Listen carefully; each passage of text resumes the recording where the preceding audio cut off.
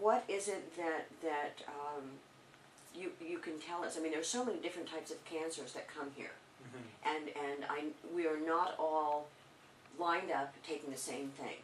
In other words, I'm not taking the same thing that someone with prostate cancer is taking. Right. Yes. Well, the treatment, the original treatment that Dr. Burton developed, the IAT treatment, was an individualized treatment already, but over the years, some of the methodology that I'm bringing with some of the nutritional and nutraceutical approaches is also very individualized. We do a couple things. We can do a review of the medical literature, evidence-based, to say, you know, here's some studies that show taking this supplement extends the life of patients with your particular type of cancer. Now, sometimes there are actual studies, like, for example, vitamin D. So there are studies with various different cancers that show that if the patients are taking vitamin D, or their vitamin D levels are higher, the better their prognosis for the cancer. Well, we can measure the vitamin D. So sometimes we have tests that we can do. We can measure different things, and vitamin D is one example.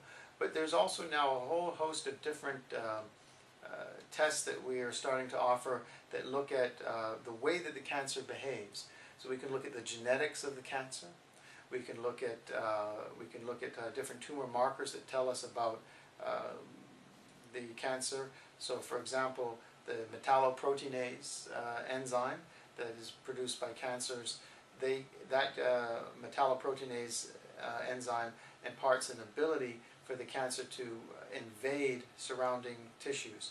So a cancer that tends to be invasive, you know, on the pathological report and also on the staging, it's not spreading, metastasizing to other organs and spreading through the body, it's invading. Now that's bad too, because it can invade into surrounding structures, and some cancers do that, and then it could do very naughty things like invade into a blood vessel and all kinds of things.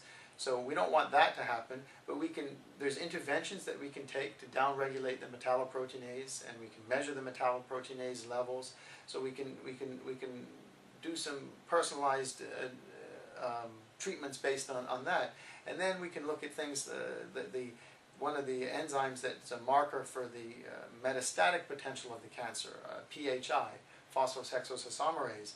We can measure that in the serum, and then we can also take interventions that would prevent this enzyme from imparting the ability for the cancer cell to break free and spread through the lymphatics in the bloodstream. So depending on how the cancer is behaving in that individual patient, we can kind of predict which genes and which enzymes are involved, and take appropriate tests and take appropriate therapies to intervene. That's and it's amazing. Individualized.